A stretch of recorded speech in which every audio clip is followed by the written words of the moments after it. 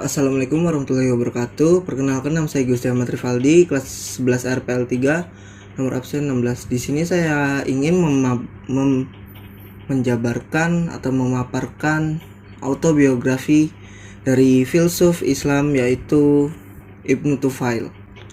Profil Ibnu Tufail yang bernama lengkap Abu Bakar Muhammad Ibnu Abdul Al-Malik Ibnu Muhammad Ibnu Tufail, yang lahir pada abad ke-6 Hijriah atau lebih tepatnya abad ke-12 Masehi di Wodik di provinsi Granada. Ia hidup pada masa Daulah Muwahhidin. Meninggal di Maroko pada tahun 581 Hijriah atau lebih tepatnya pada 1184 Masehi, dan ia beragama Islam.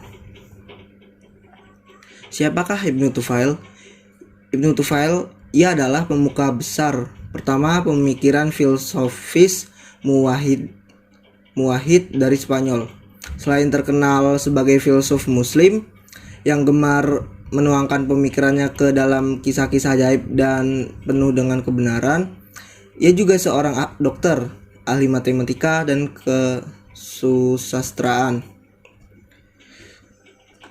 Ibnu Tufail sering dijuluki sebagai Al-Andalus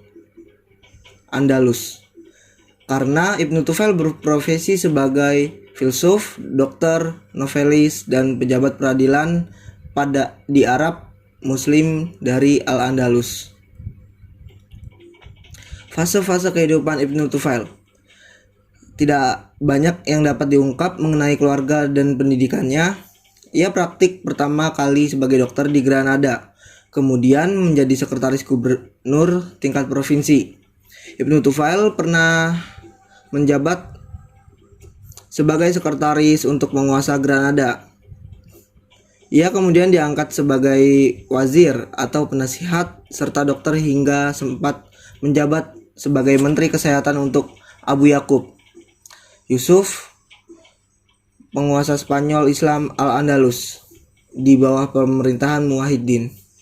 Pada tahun 578 Hijriah atau lebih tepatnya 1182 Masehi, Ibnu Tufail berhubung usia yang telah lanjut, akhirnya digantikan kedudukannya oleh Ibnu Rusyid sebagai dokter pribadi sang khalifah.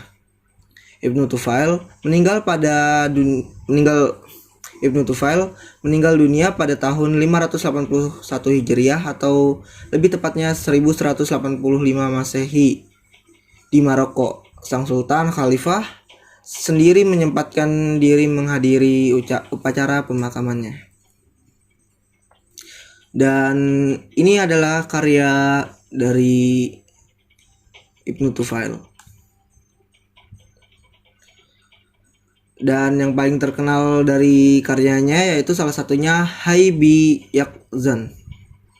Karya fenomenal yang berbau filosofis mistis ini bercerita mengenai bagaimana akal pikiran mampu menangkap, merenungkan, dan menyimpulkan bahwa segala sesuatu ada yang menggerakkan, dan penggerak itu tiada lain adalah Tuhan pencipta alam semesta.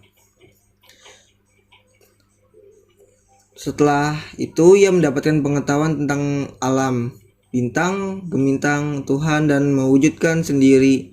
Sehingga setelah menjalani 7 masa selama 7 tahun, ia mencapai pengetahuan tertinggi, yakni visi sufi tentang Tuhan. Ia mencapai kondisi ekstasi mistik. World 2019-258. Mungkin cukup sekian presentasi atau penjabaran dari autobiografi Ibnu Tufail dari saya.